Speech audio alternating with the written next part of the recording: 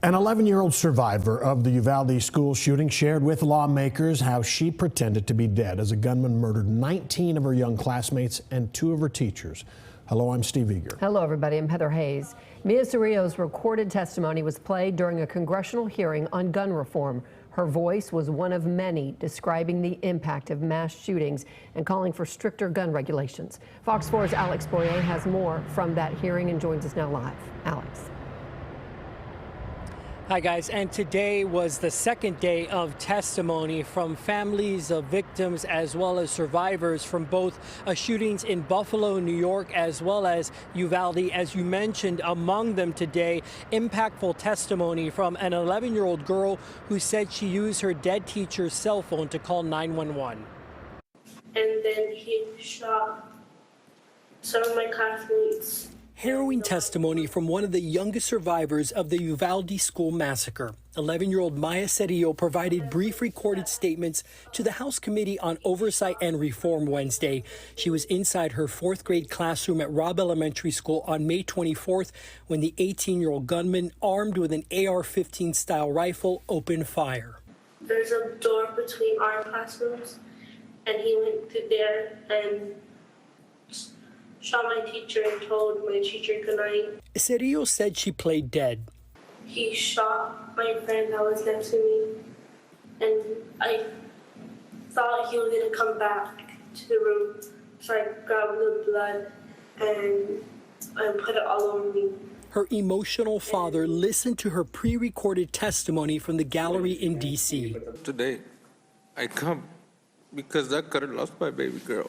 The Cerrillos were part of a panel that included loved ones from the mass shooting at a Buffalo grocery store last month who testified as part of the full committee hearing entitled The Urgent Need to Address the Gun Violence Epidemic.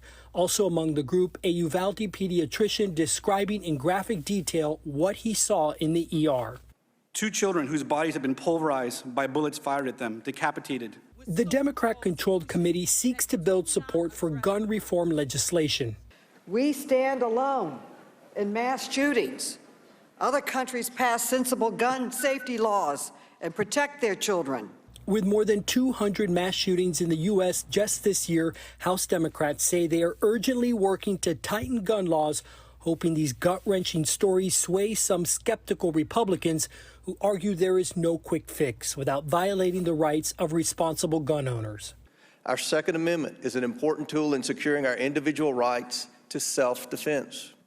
Knee-jerk reactions to impose gun control policies that seek to curtail our constitutional right to bear arms are not the answer. North Texas Republican Pat Fallon emphasized what Governor Abbott called for in response to Uvalde: more resource officers and turning schools into harder targets. Let's leverage technology by putting cameras in schools, much like Frisco, Texas did 15 years ago when I was on a city council. And they had a command center and a mobile command center, and any threat could be immediately detected, tracked, and eliminated. The cost of such sweeping security enhancements likely to be another point of debate. As for the mothers and fathers invited to Wednesday's hearing, there is a common theme, like the parents of 10-year-old Lexi Rubio, who died hours after being honored at Robb Elementary with a Good Citizen Award and also recognized for receiving all A's. They hope their testimony makes a difference. And as her voice, we demand action. We seek a ban on assault rifles and high-capacity magazines. Meanwhile, a group of bipartisan senators is drafting a new gun control legislation. Obviously, both sides will have to compromise if there is to be any sort of real agreement.